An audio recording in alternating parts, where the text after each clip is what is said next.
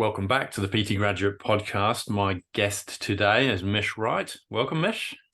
Hello and welcome. Oh my God, that was just a terrible You're start. used to boasting, right? I am. Oh my goodness. Hi, Rich. It's really great to be here. It's great to have you here. And honestly, I might go and edit that out, but actually, I don't think I will because, that's how it goes, isn't it? Yeah, it is. It is. I am who I am. Exactly. I know. As soon as that microphone's in front of you, you kind of, you're on, and you've got your script. And if you're hosting, it's really weird being a guest sometimes.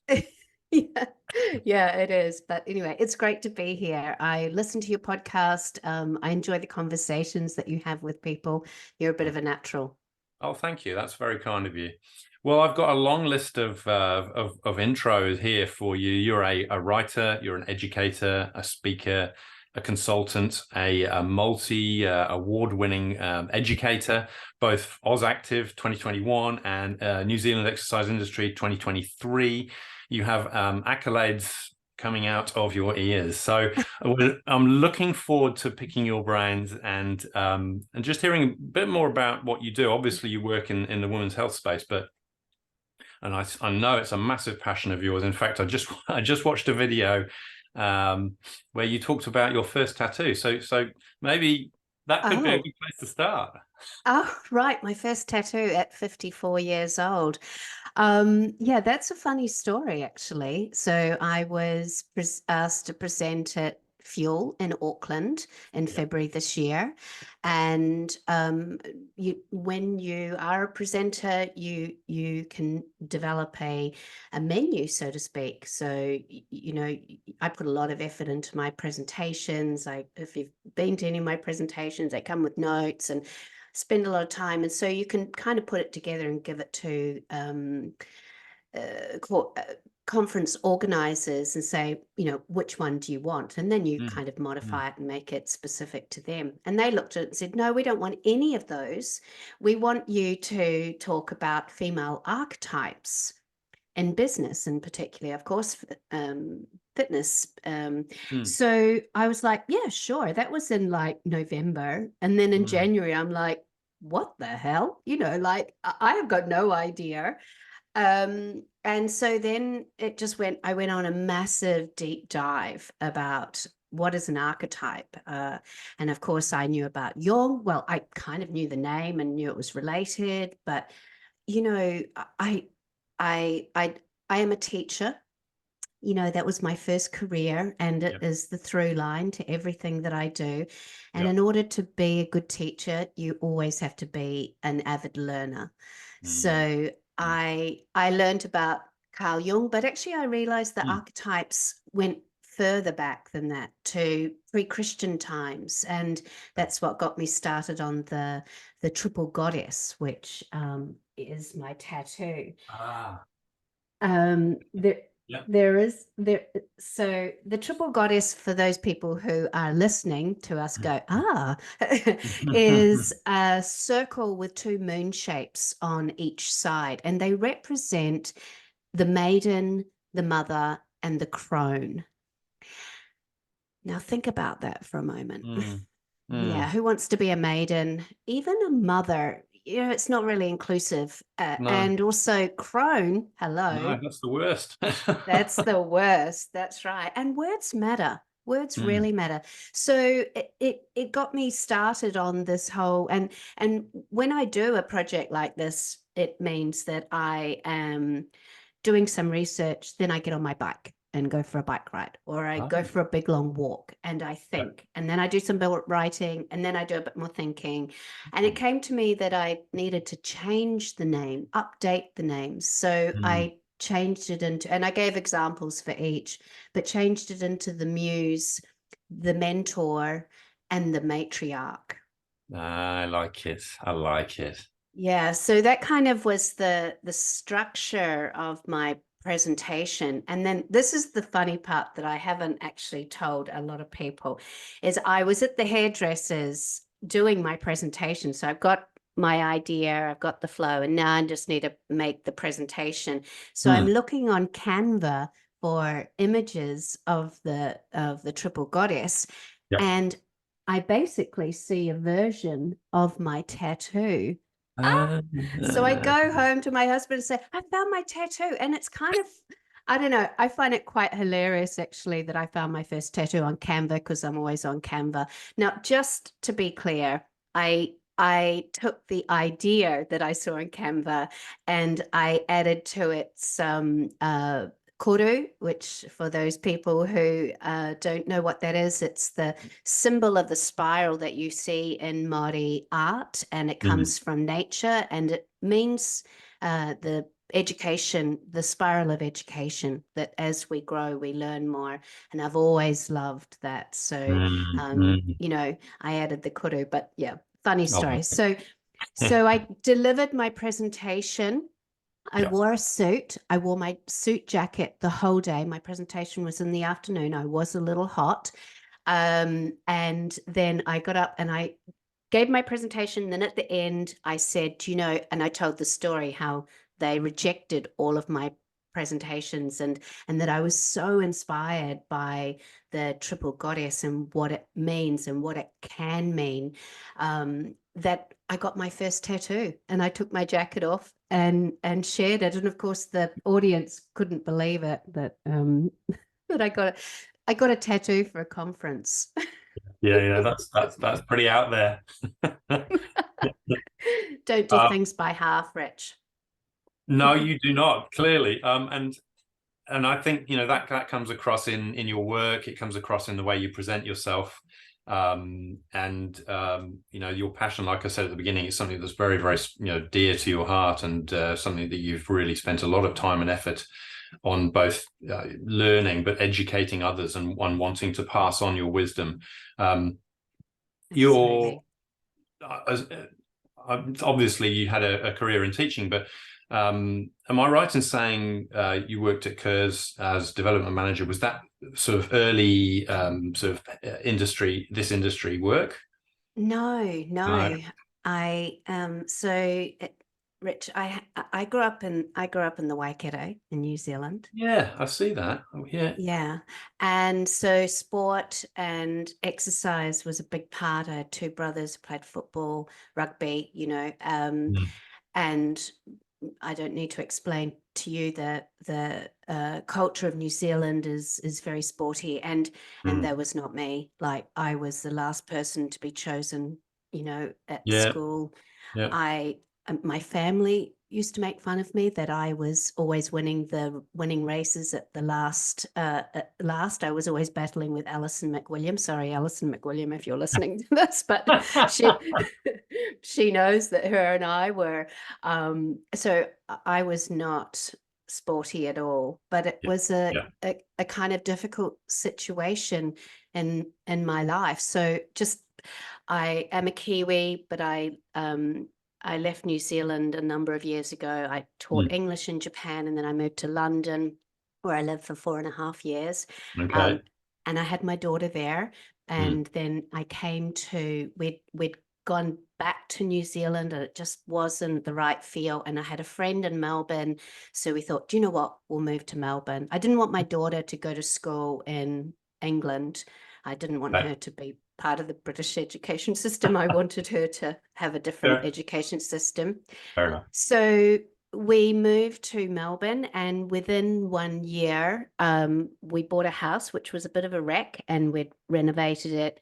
We'd just moved in. I was 7.5 months pregnant, and my husband said to me that he had met someone else, and that he was leaving me to move in with her. And then I had a baby. Wow. Yeah, and I didn't have family, and Mm, I mm, had very few friends, and it really, you know, threw me for a six. It was a big mm. shock, not only for me, but for everybody. But um that is an awful part of the story. But I have to say, Rich, it does get better, because I remarried and I totally upgraded. So, you know, Fantastic. yeah. But what happened from there is I had amazing support of people coming to stay with me, till I knew, they just kind of booked in when Mm. the other person was leaving. And I had a friend who was a Kiwi, and we'd met teaching in London, and she was moving back to New Zealand. And I picked her up from the airport. She said, "I'm coming to stay with you." Picked her up and I said, "How long are you staying with me?" And she said, "Oh, till I know you're on your feet." And that, Wow. even today, Mm. gives me a Mm. knot in my throat. Mm. And every day she would say, "What are we going to do for exercise?" And exercise changed my life. Wow. I mean, I did like aerobics and I did like swimming, but I never imagined that I would work in the fitness industry. And Mm. I'm sure that if you asked any of people I went to school with, they would like, yeah, that's not it's not her trajectory either. Sure. She's Yeah. so yeah, I became a teacher. I became a fitness professional. Yep. And my goal was to be a body pump instructor.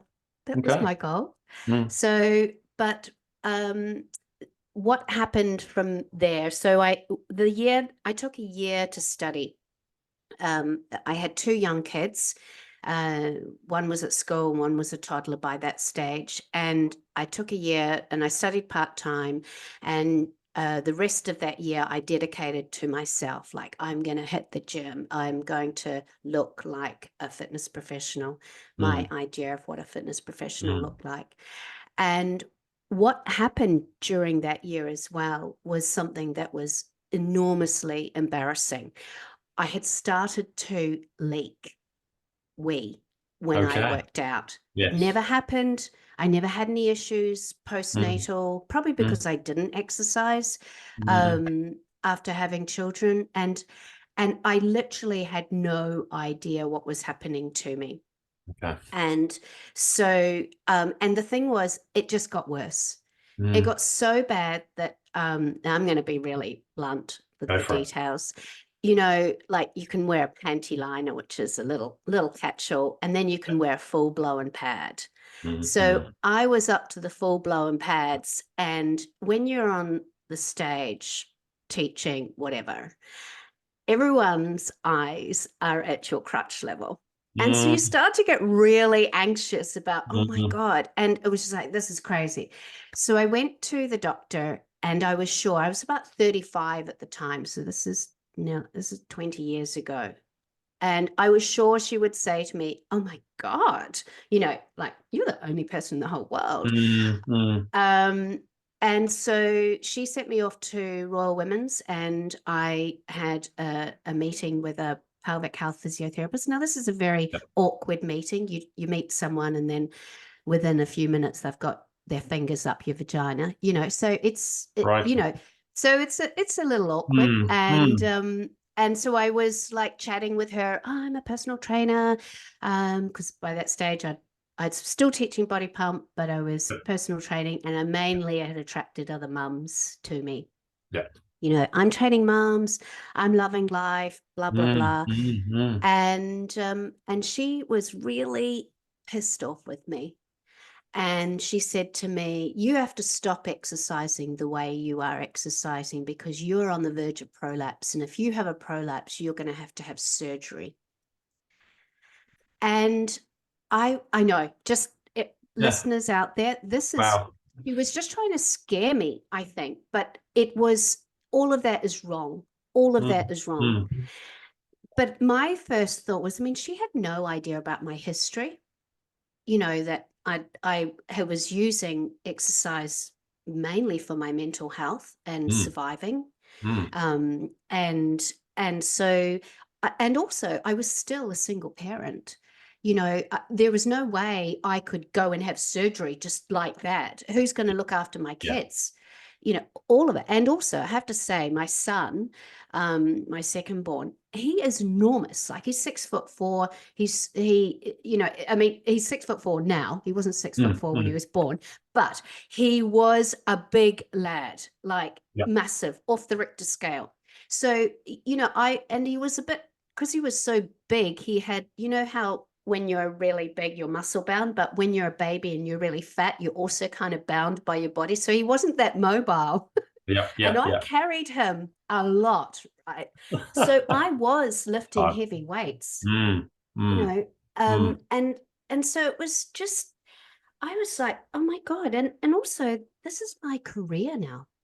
mm, And she's telling me I can't do it. mm, mm. So that kind of, okay, so the first thing I did actually was I went home and opened up my textbooks because I'd not long, I was still referring to my textbooks that I'd learned. And it was then that I realized that the model, so I went to the anatomy, physiology, and pelvic floor wasn't even a muscle on there. So it Wow. was missing. Mm, And mm. then I looked in the glossary, and there was nothing. There was a couple of paragraphs about pregnancy, very little about postnatal. So I literally had no idea. And then I felt shame. I felt shame, Mm. not only was all this happening, but also that I was a personal trainer, training myself to this position. And I was also training other women. Yeah. I Mm, was potentially harming them mm. and putting them in the position that I am now, just Yeah. purely by following the systems and the processes. Because I Mm, learn, I mm, mm, follow what I've been taught, try it out. And it was damaging me and I was damaging other people. mm. So that was huge. What happened from there is I found another pelvic health physio who was amazing. And I worked with her and I found out lots of things. Like I found out that I needed to understand how to use my pelvic floor in isolation and just kind of get that mind muscle connectivity. Yeah. Yeah. And then I could use it when I exercised. When I activated this muscle, I could then also do a couple of other things and then I could learn. I also found out that when I exhaled, it naturally recoiled my pelvic floor. And I also found out that just before I menstruated, my pelvic floor was regressed. And I Right. learned not to feel bad about that because it Mm, was just, mm. I just had to pull back on the weights. Yeah. And so I kind of learned how to do it, as well as by that time I'm consuming amazing work by uh oh my God, she's just, I'm having a menopause moment, but I went on learning everything I Mm, could about mm. pelvic floor. And there were some really fabulous pelvic health, or what was called then women's physiotherapists, coming to the Yeah. forefront. And I would consume everything that they wrote, Yeah. what they were studying. And then I had started my business, and I started to find that there was a technique and a process and also an order in which I needed to tell women the information. Mm. And I don't know, Rich, do you have kids? Yeah, I do. Two kids. How old are they? 21 and 19. Oh, right. Okay. So Mm. can you remember back when they learned how to read? Just about. Okay, so maybe if I tell you about it, like it'll remind you, right? So Mm, it's like one day they're kind of doing this random stuff, and they're pointing, and then mm, it's like a light goes on, and the mm, next day they're readers. It's like magic, right? mm, They mm. kind of go from non-readers to readers, and it's like magic light switch moment. Yeah. But Yeah. in reality, it's not. The teacher has given just focused on the skill of sounding out words, just Sure. focused on the skill of understanding that the picture has something to do with, and Mm, there's all these strategies that you teach readers independently, and then they pull it all together and they make it work for themselves. So mm. I started with that concept of how to teach women how to work with their pelvic floor. Yeah. So I taught the strategies independently. So every week we had a different focus, just one focus. We focused on that. It was what my teaching point for my private clients is also my group clients. Sure. And then usually by week 10, it all kind of came together. And they're Yes. like, I got it. Yeah. And I have women, like, I'm not kidding you, like as much as probably a year ago, random message, I've just started a new thing. You know, she's telling me to do X, Y, Z, or he's telling me to do X, Y, Z, but I'm managing it. You know, Right. so my idea was to teach, to not give my clients fish, but teach them how to fish. So whatever they did in life, they would have those skills of understanding their Brilliant. body and what was happening. So that is, I still have that program. I've re-released and during COVID, I created my signature online course, and it's called Evolution. And it basically is that program Okay. that I taught. But I took that idea and I franchised it. So I opened up franchises, of which you had Thea Baker. Yeah. She was my first franchisee. Right. Yeah. So and that was great. Only I don't really love managing people. You know, it's not so my goal for franchising was just, okay, I need to get the word out there. You know, there's a big disconnect between our education, you know, and what women are hearing, and what there's just such a big gap, and this is how I thought I could bridge it, but it was too hard. So I kind of wound that up, and that's when I went into corporate and became business development manager for Curves Australia and New Zealand. Yeah. Okay. And I had an amazing boss there. So I again saw that there was a gap between what they were learning to become franchisee owners or to work at Curves and the machines. There was no women's health. So I wrote a women's health course, and then my boss, Selena, would kind of say to me, if you kind of get your work sorted, I'll sign off on travel.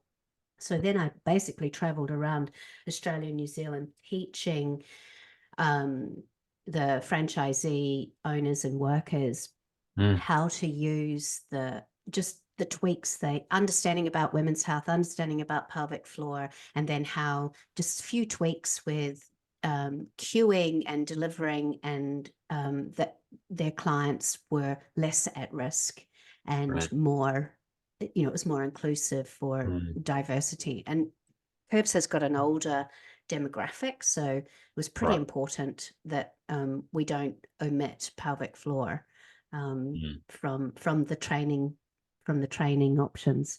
Yeah, so that's where I work there, and now I have a job as well now.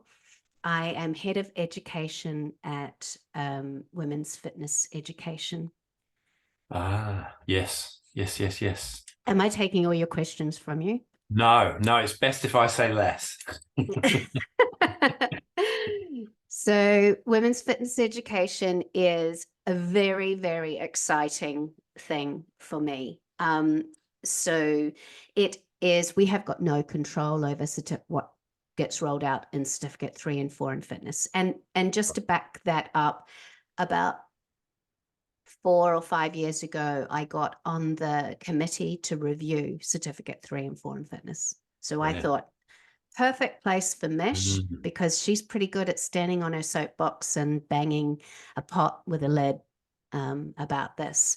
But the reality was I could get very little changed. The only thing I moved the needle on was, and I'm, you know, it's probably being rolled out now, is if for every anatomy picture, we need to have one of a female anatomy. And I got some changes with gendered language, but we're talking, you know, a drop in the pan of what needs to happen. But that thing is an ocean liner. It's not going to move around fast. It'll never, ever truly reflect what, because that's obviously one part. Every person who has their little part in the fitness industry will go, yeah, and it doesn't cover this and it doesn't cover that. And it's true. Sure. Yeah. So what women's fitness education is it delivers certificate 3 and 4, but it also has 4 of my my courses with CZ course points. So one on pelvic floor, pregnancy postnatal, one around menstruation, and one about perimenopause and menopause. So we have got students who come in, and that is part of their learning kit. We also have a monthly webinar, and and I personally talk to every student coming in, so because I love people and their stories and stuff. So so this has been going for about, I think this is our 7th month. So Oh, okay. Yeah. so it's very new. And yeah, but it's going well as more people know about it. Brilliant. And Brilliant. yeah, so I divide my time up with that and then consulting. So now I consult to not just fitness organizations, but of course that's where I'm best known. So, one of my clients is KX Pilates. So looking at what they can do with their online education, more strategical view. And then of course, does it have women's health? Because my firm belief is that if you have any sort of training program and it does not include women's health, then you are by default training people like young men. And the good news is it's not rocket science. It's not rocket science. It's really not that difficult to include women's health. But if you're writing education or creating something now, I think it is already obsolete if you don't acknowledge that women's health needs to be there too. And yes, I would love it when there's a day when I don't have to put that women's in front of health. When we just say it's health, and we know that there are nuances of sex, and age, and all of those things. But at the moment, we're not there yet, and so we have to give voice to the unspoken part, that fitness professionals come out with qualifications that fully qualifies them to train young, fit men. Agreed. Absolutely. It's long overdue.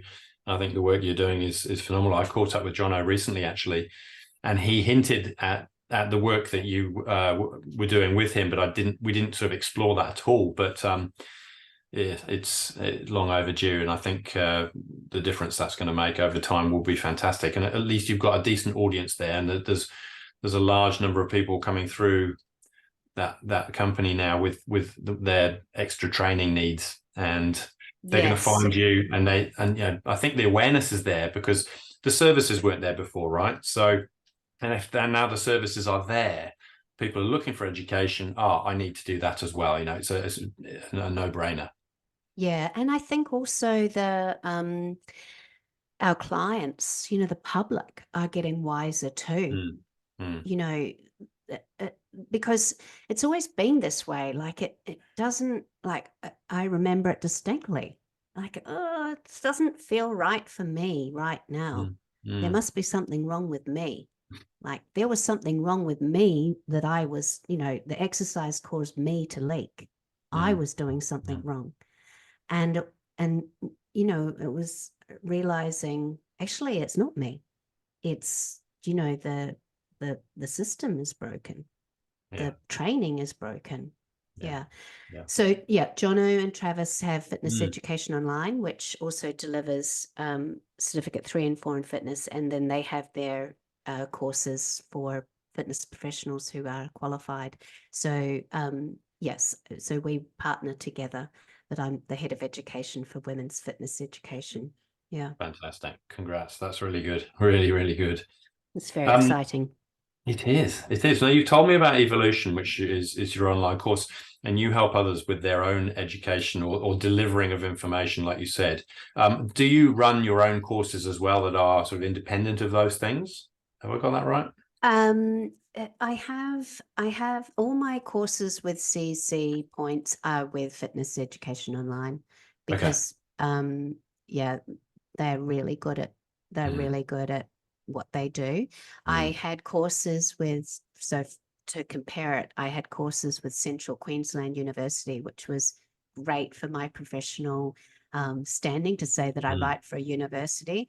But the reality is that they were really poor at marketing, and so they just didn't sell. And so, you know, you can have the prettiest thing, but if it's not selling, then it's not achieving the goal. And my goal is always to, can we educate the, you know, the fitness industry to work with women effectively and safely? Yeah.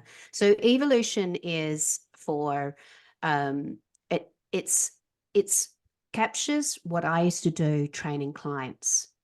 So it's written for, unlike all my other courses, it's written for the general public. Right. But I have what we call evolution partners. So they have the ability to sell it themselves and make, you know, it's their online course as well, because it's not just the online course. You really need a coach to help, you know, and what I found, so I'd had this idea long before I even knew what an LMS was, a learning management system, long before actually they were invented, was, you know, I ran this 10-week course, and and mums would turn up with their kids, and I'd say, okay, and what we're going to focus on today is breathing or posture or something like that. It's all part of the recipe, I suppose. But they had their kids crawling all over them. You know, they were here to like, oh, I just want to get sweaty. I just want to work out. That's what I've kind of paid for. And so, I mean, they did learn over time that that was just my way of doing it. But there were a lot of barriers for them to learn efficiently. And I thought, wow, imagine if they had something that they could watch in their own time and take in, that gave them the background to why I'm telling them to move like this or do this. You know, that would be really amazing. So that's what evolution is. And so what it is that core program of what I used to teach all the time, what I franchised, and then I've added on pregnancy, postnatal, periods, and menopause. And then I've made that course into evolution light. So for example, if you're going through menopause, you might not be interested in learning about periods or postnatal. So it has that system of how to work with your body, plus information you need to know at different stages of your life. Right. So we have evolution partners, and yeah, I work with them. It's like become a partner. There's no ongoing fees or anything like that. But I often, so I present to them, to that group, twice a month, and often that's a presentation that really will help them. But it's also my training ground. Like, you know, you write a presentation, you give it to people, and then they give feedback, and then I can take it to a bigger audience, or maybe I record it as a masterclass, or you know, use it elsewhere. Yeah, brilliant. Like it a lot. You've run the Women's Health Fitness Summit, is that right? Yeah.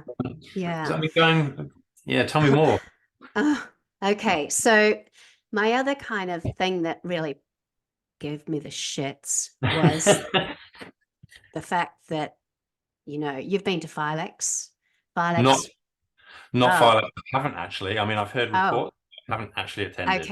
Okay. So it does exist now, but it's had a change of ownership and COVID, and you know. Yeah. But back in the day, like for 20 years, it was the place to go. Usually held in Sydney, sometimes in Melbourne. It's massive. It's like, you know, Exercise New Zealand on steroids. Yeah. You know, there's like 30 different sessions for every session. And what do I want to learn? I want to learn about women's health. What was there? None of that. Diddly squat. Yeah. And not only that, but it got me really annoyed that the same people all the time were on stage presenting, you know, and they would present about, oh, I've read this book, so I'm going to do a presentation about this book. Now, I'm not dissing that. I think it has value, but like, it was definitely a boys' club. So I got really annoyed, and I was very vocal about it too. Like, the people who know that I, you know, I wrote blogs, I rang people, I talked to them individually saying, this isn't on. Why isn't women's health there? And why aren't you promoting? And why aren't, it's really hard to get up on stage and speak. It's really difficult to do. And people who do it regularly make it look like it's really easy. But it takes a lot of work and a lot of conquering of fear and all of those things. And you need to if you get up on stage and it's your first time, it's say Filex, and you do poorly, which is if you've got no support or don't know what to do, it's you wouldn't get another one. And it's just there was no succession, there was no support. And it really annoyed me. So I created the Women's Health and Fitness Summit. So there were two things about it. First of all, I created the platform. So Jen Dugard was the first person to do the platform. So that was where we mentored, and I had amazing people, Marietta Mahoney, Lisa Westlake, who mentored women who deserved to be on stage but didn't have a space. So that was one objective. The other main objective was, so the other thing that's happening is that I was hanging out a lot in physio world, going to anything with pelvic health physios. I would turn up in my uniform, and there was a bit of friction there. So I think that it has changed a lot. But when I first started, it was like pelvic health physiotherapists or women's health physiotherapists would see the fitness industry as being the problem, because they were sending them the clients like myself who were damaged through exercise. And so they were the problem. But what I said was I had this amazing relationship. So what happened was, I saw this other pelvic health physio. She really guided me through. I was like, oh my God, every one of my clients needs to come and see you. So that was the other part that formed my franchise model, is that every franchise partnered with a pelvic health physio, and we had it in our systems that every woman was encouraged. We couldn't force them, but it steadfastly encouraged them to go and get their pelvic floor checked, and that would give back a report, and then we would able to train efficiently, and it would also just start great relationships. And but there was a real mismatch, and when I would target a new pelvic health physiotherapist to team up, I actually had I'd bring a whole kind of portfolio and deliver a presentation to them about the benefits for them to partner with a fitness professional, because at the end of the day, women were coming to see me, not them, even though they needed to. We all agree that, but they weren't. They were coming to see me. They were going to see a personal trainer or a fitness professional first. So you need me as much as I need you. And interestingly, I've got a degree in education, but here I am rocking up in my lycra and my trainers. I really felt like they thought I didn't have any brains. And I often found myself introducing myself and prefacing myself of, I've got a degree in education, to say, actually, I've got the same, I'm on the same wavelength as you. I'm not, and this is in air quotes, just a personal trainer. We need to break down those stigmatizations of fitness professionals not being, intelligence, all being all brawn and no brain, that kind of thing. So the Women's Health and Fitness Summit was for fitness professionals and pelvic health physiotherapists, because I wanted them to bump up to one another, get talking, find out, oh, actually, you are intelligent, you do care, and also for fitness professionals who felt anxious about, oh, they know so much more than me, oh, they're going to steal my clients, oh, I feel scared about, looking ignorant, that took away all of that. So I ran that for 4 years, but it took, I don't know, I do say at the time, like 5 years off my life, because I've never run an event, and it was massive, and I don't do things by halves. And yeah, it was. So now I support events. Yeah. So many moving parts, right? It's a massive logistical um, thing to put on. Totally. Yeah. Well done. When was the last one? The last one was in 2018. So it was from Oh, okay. 2014 to 2018, which is quite fortuitous. You know, yeah, I just couldn't do it anymore. And it's just hard work. But you know, it meant that I got so Julie Weeb is the physiotherapist who was a game changer for me, and she presented, and Molly Galbraith from Girls Gone Strong. Mm. You know, I had the most amazing people from around the world take part in it. And so, you know, and still I've made relationships and friendships with them still today. And if I haven't said your name, and you've been a presenter at the Women's Health and Fitness Summit, please take my apologies, because you know, everyone was amazing. Yeah, it was quite a magical space. We did crazy things, like we had it in the 18th floor of the RACV building, which is in the middle of Melbourne, and it's got a outdoor area on the 18th floor. And Yeah. Lisa Westlake did drumming on Swiss balls, and it was Mm. just fantastic. And then in 2018 we had it at the Hyatt, and there was a flash mob. So all the, you know, Marietta and Lisa and all these people had quietly removed their clothes and revealed that they were wearing 80s lycra aerobics gear, and got up and surprised the audience with a dance. Yeah, so many good memories from there. It was really fantastic. But yeah, happy to be an attendee. But I think even you know the years that you did run it for, you know, you probably got people thinking, and you probably changed some perceptions of people on both sides of the equation, and probably Definitely. started, you know, people then thinking, well, that's not the way to do it, this is the way to do it. And I'm sure people still are.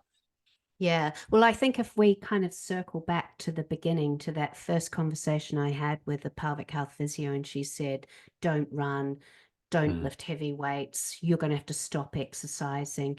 That was the assumption at the time. But there has, you know, been such a huge wave of support and change of thinking, of like, actually, what do you like doing for exercise? Okay, how can we get you to be doing that?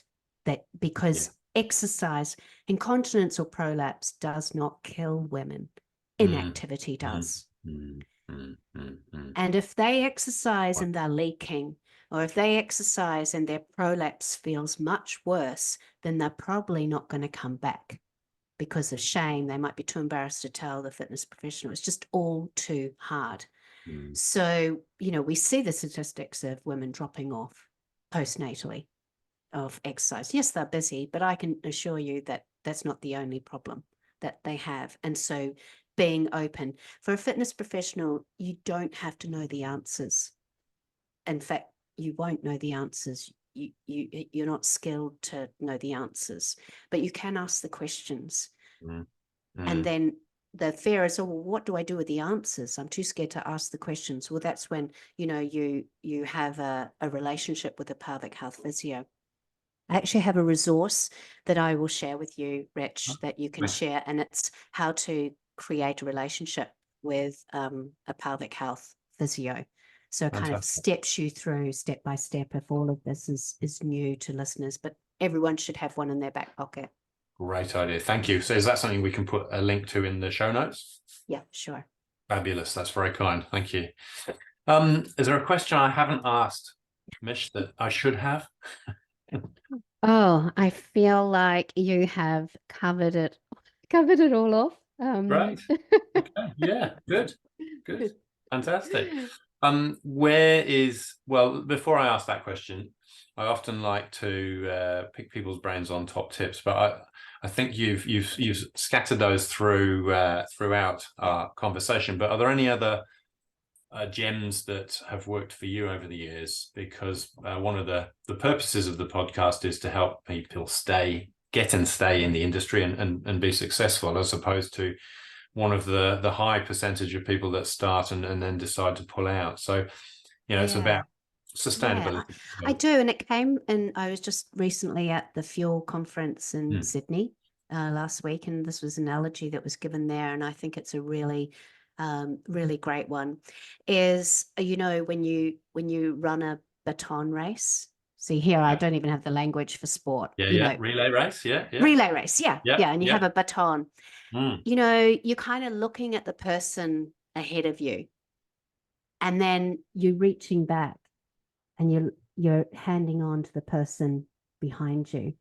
I think that is a really good analogy for staying, for what you should be in your industry. So finding the people who you admire. They might not ever know that you exist, but follow them or whatever if they inspire you, but then also look at how can I help the people coming behind you as well. Yeah, it's all about the people. It totally is. I like that. It's a great metaphor for how we can approach our work, looking and stay engaged as we move and change and progress. Yeah, brilliant. How can people find you, Mish? Where's the best way, or what's the best way to locate you? Okay, so my website's just had a refurb, so I would love you to go and have a look at it. And it's very easy to find. It's mishwright.com, MISHWRIGHT, myname.com. I am on Instagram, Mishfit, if you like my biking, my food photos, but the best one is the women's fitness education on Instagram. I don't do it, but it's fantastic. Makes me laugh. And then on LinkedIn, Mish Wright at LinkedIn. Got you. Cool. I had a look at that earlier. Excellent. Awesome. Okay. Well, thank you very much. It's been a fantastic chat. Great to get to know you a bit better and learn about what you've done. It's inspiring work. Thank you. Thank you, Rich.